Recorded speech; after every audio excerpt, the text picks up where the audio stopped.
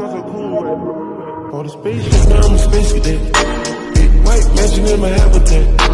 Aim light as this. Ya, jadi di dalam taksonomi atau klasifikasian untuk membedakan antara tingkatan vertebrata, Pisces, amfibi, reptil, aves, dan mamalia berdasarkan tugas yang sudah diberikan tadi.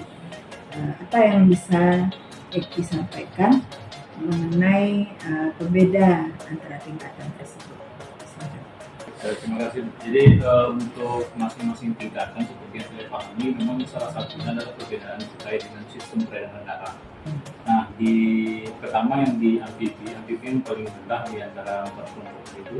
Yang pertama itu terkait dengan peredaran darahnya sama-sama ganda, tapi dia hanya mempunyai 3 ruang. Kemudian kalau masuk ke reptil, dia punya peredaran darah ganda, tapi jantungnya mempunyai ruang 4. Namun katupnya itu atau setatnya itu belum sempurna. Kemudian kalau untuk yang aves itu peredaran darahnya juga ganda, kemudian jantungnya beruang 4 dan katupnya atau setatnya itu sudah sempurna. Sama halnya dengan mamalia. Ya, jadi bisa dilihat dari peredaran darah dan ruang pada jantung ya. Baik, terima kasih. Dari saya Bu, perbedaan yang terdapat pada Pisces, aves, reptil, dan mamalia itu kalau dari segi respirasinya, kalau Pisces itu berespirasi dengan insang, kalau amfibi itu bisa insang pada saat berudu, kemudian kulit dan paru-paru. Kalau reptil itu paru-paru, aves paru-paru, dan mamalia paru-paru. Kemudian dari segi alat geraknya juga berbeda.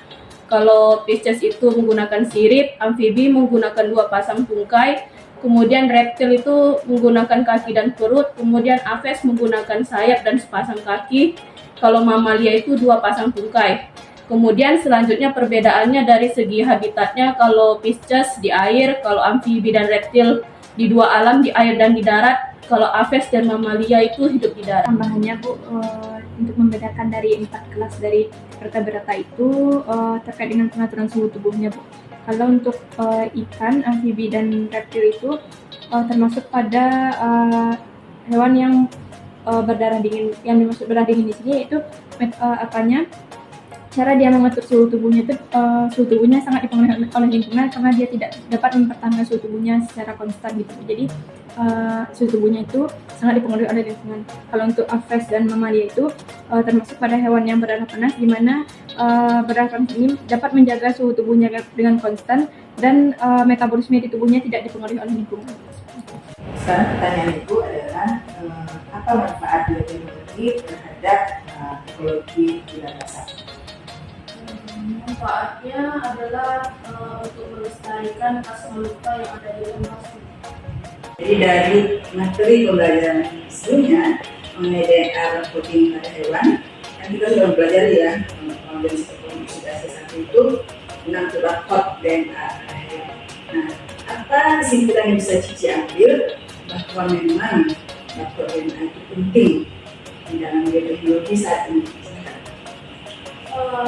Pentingnya kita mempelajari metode DNA ini apabila secara morfologi sudah tidak bisa lagi kita identifikasi, maka identifikasi secara molekuler ini penting untuk kita pelajari, dan penggunaan gen CO1 itu khususnya untuk hewan.